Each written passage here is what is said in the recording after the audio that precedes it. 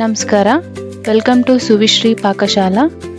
ನಾವಿವತ್ತು ಸಬ್ಬಸಿಗೆ ಸೊಪ್ಪು ಹಾಕಿ ತಾಲಿಪಟ್ಟು ಹೆಂಗೆ ಮಾಡೋದು ಅಂತ ತೋರಿಸ್ತೀವಿ. ಮೊದಲಿಗೆ ಅಕ್ಕಿ ಅಥವಾ ಜೋಳದ ಸರಿ ಮಾಡಿ ಇಟ್ಕೋಬೇಕು. ಇದು ಆಪ್ಷನಲ್ಲು, ನಿಮ್ಗೆ ಬೇಕಾದ್ರೆ ಹಾಕ್ಕೋಬೋದು, ಇಲ್ಲಾಂದ್ರೆ ಬೇಡ. ಸ್ವಲ್ಪ ಅಕ್ಕಿ ಹಿಟ್ಟು 1 ಕಪ್ಪು, ಗೋಧಿ ಹಿಟ್ಟು 1 ಕಪ್ಪು, ಕಡಲೆಬೇಳೆ ಹಿಟ್ಟು 1 ಕಪ್ಪು.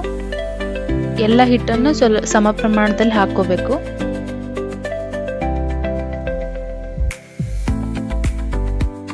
ರುಚಿಗೆ ತಕ್ಕಷ್ಟು ಉಪ್ಪು,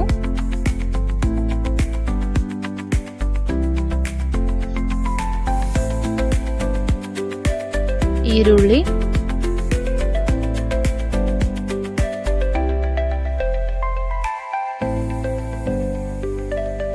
ಹಸಿಮೆಣಸಿನಕಾಯಿ, ಕರಿಬೇವು, ಟೊಮ್ಯಾಟೊ,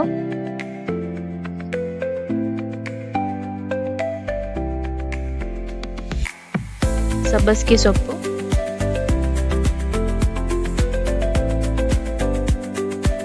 ತುರಿದಿರೋ ಸೌತೆಕಾಯಿ,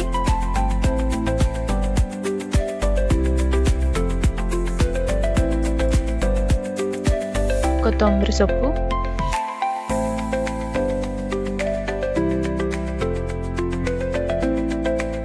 ಪುದೀನ,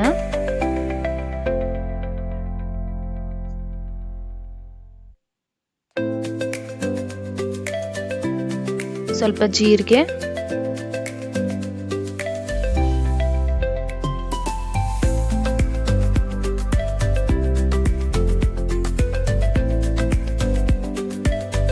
ಅರ್ಧ ಟೇಬಲ್ ಸ್ಪೂನ್ ಅರಿಶಿನ ಪುಡಿ,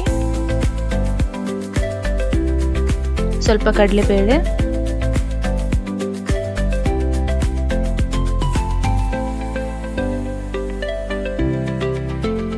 ಸ್ವಲ್ಪ ಸಣ್ಣಗಾಳು ಅಥವಾ ಅಜ್ವೈನ್.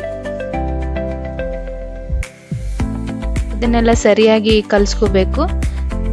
ಸ್ವಲ್ಪ ನೀರು ಹಾಕ್ಕೊಂಡು ಕಲಿಸ್ಕೋಬೇಕು, ಯಾಕಂದ್ರೆ ಹಾಕಿರೋ ತರಕಾರಿ ಒಳಗೆ ನೀರು ಇರ್ತೈತಿ.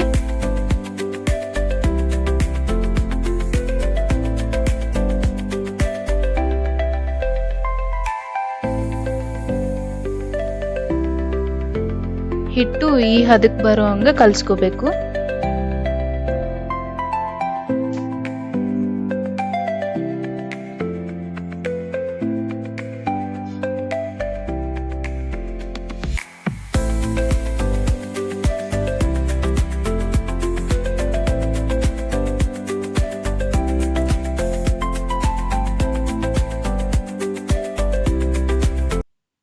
ಇವಾಗ ತಾಲಿಪಟ್ಟಿಗೆ ಚಟ್ನಿ ಮಾಡ್ಕೋಬೇಕು.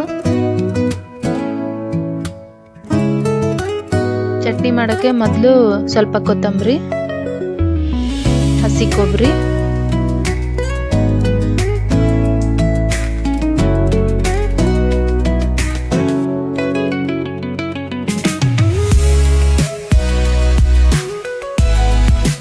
ಏಳರಿಂದ 8 ಹಸಿಮೆಣಸಿನಕಾಯಿ. ನಿಮಗೆ ಸ್ವಲ್ಪ ಖಾರ ಜಾಸ್ತಿ ಬೇಕಂದ್ರೆ ಜಾಸ್ತಿ ಹಸಿಮೆಣಸಿನಕಾಯಿ ಯೂಸ್ ಮಾಡ್ಕೋಬೋದು. ಕರಿಬೇವು, ಬೆಲ್ಲ,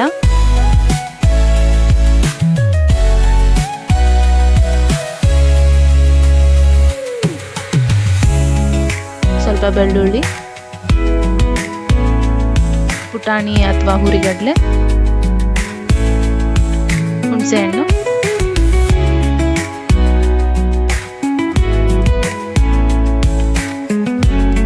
ರುಚಿಗೆ ಎಷ್ಟು ಬೇಕೋ ಅಷ್ಟು ಉಪ್ಪು,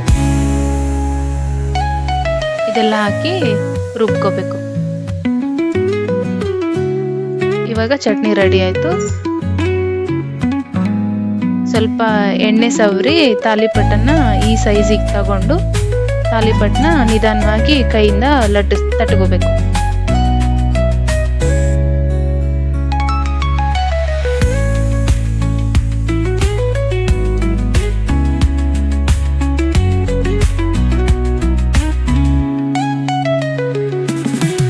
ನಿಮ್ಗೆ ಬೇಕಾದ್ರೆ ಇದ್ರ ಮೇಲೆ ಕವರ್ ಹಾಕಿನೂ ಲಟ್ಟಿಸ್ಕೋಬಹುದು.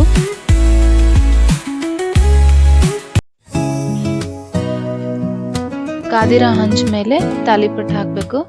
ನಿಧಾನ ಉರಿ ಒಳಗೆ ಒಂದು ಸೈಡ್ 1-2 ನಿಮಿಷ ಬೇಯಿಸ್ಕೋಬೇಕು. ಸ್ವಲ್ಪ ಎಣ್ಣೆ ಹಾಕ್ಬೇಕು ಮೇಲೆ.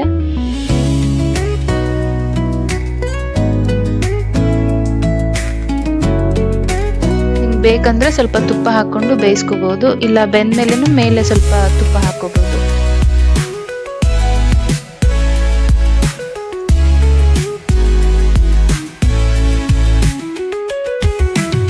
2 ನಿಮಿಷ ಒಂದು ಸೈಡ್ ಬೆಂದ್ಮೇಲೆ ಇನ್ನೊಂದು ಸೈಡು ಬೇಯಿಸ್ಬೇಕು 2 ನಿಮಿಷ.